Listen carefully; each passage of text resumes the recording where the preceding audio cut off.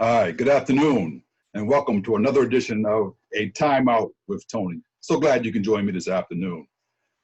You know, we often hear the phrase, we're looking for a few good men, or you'll hear the question that's often echoed, where are all the good men? My question to those who ask that question is simply this: by what measures are you defining a good man?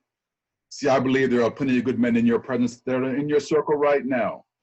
The problem is that they are often overlooked because they don't come in the ideal package that you're seeking. I would venture to say to you, you passed by some good men today on your way to work, on your way to school, wherever you went today, or wherever you're sitting. If you're listening to this, as you're driving by, you've probably driven by some good men. The question again becomes, through what lens are you defining good men? Now, this series I'm starting today it's called The Four Qualities of a Good Man. And I want to give you the foundation or the fundamental principle of where I got these four qualities from. And it comes from a story in the Bible found in Mark 2. For my Bible scholars who are listening, you know that's the story of a paralyzed man who was healed in the city of Capernaum. Now, I've heard pastors preach this sermon on this, and they emphasize many different points. Oftentimes, they'll emphasize the point of the man being healed or the miracle of him being healed. I've heard them emphasize the fact that it was sin which had him paralyzed, not that it was a birth defect or he had an accident, but it was actually sin because Jesus tells the man, your sins are forgiven. I've also heard them talk about the scribes, or what we would call today the sideline haters, who were not happy with Jesus when he was performing that miracle. So I've heard that story preached from a number of different ways. But what's often neglected, and what many of them often leave out, is the emphasis on a group of main characters in that story. Who am I talking about? I'm talking about the four men who carried that brother to be in the city of Capernaum.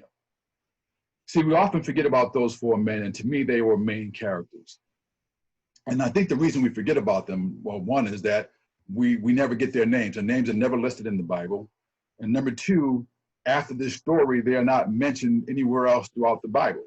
And you know the old adage, out of sight, out of mind. However, to me, those four men are great examples of what I would call good men. And the four qualities I'm going to share with you over the next few weeks is my tribute to each of those four unsung heroes. So that's where the basis, foundation, fundamental of these four qualities come from. And the four qualities, let me just give them to you if you're writing notes, taking notes down. I made it easy for you to remember them. The first one is care. The second one is character.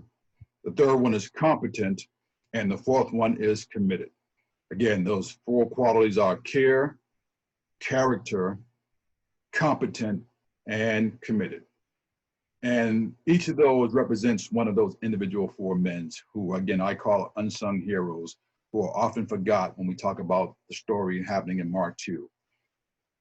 Let's begin. The first quality is care. Now, this is a catalyst for the word love, okay? And I mean genuine, affectionate love that comes out of your heart. See, a good man will care for and about others. He will exhibit this not just through his words, but through his actions.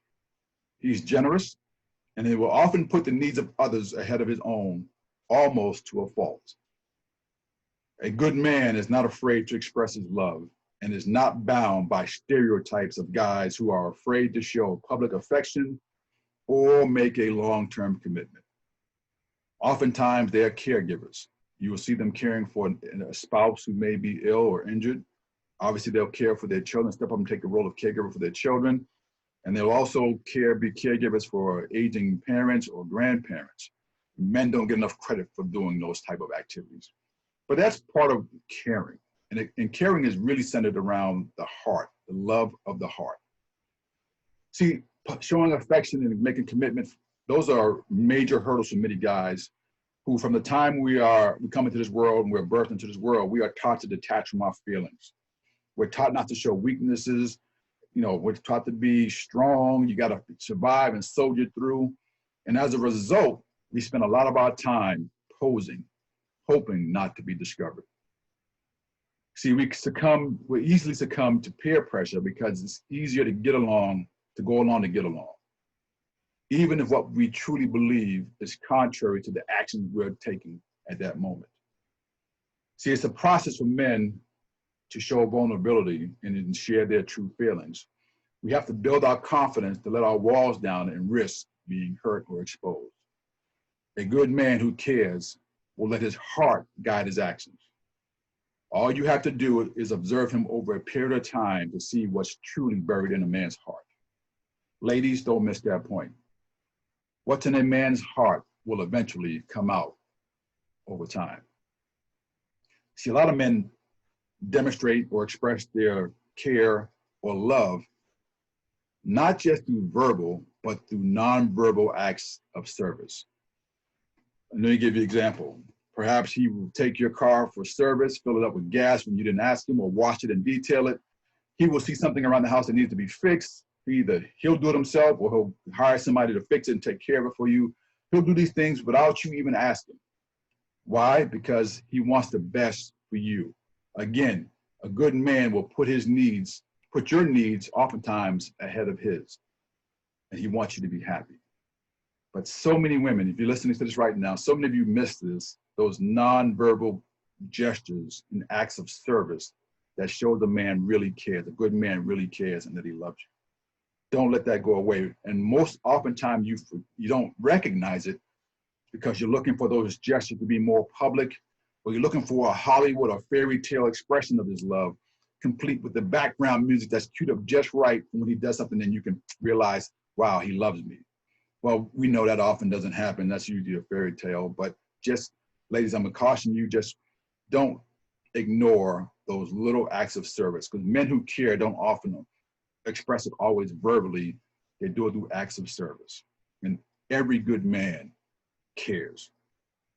Let's go back to those 4 men. If they didn't care about their friend, he would have never been healed.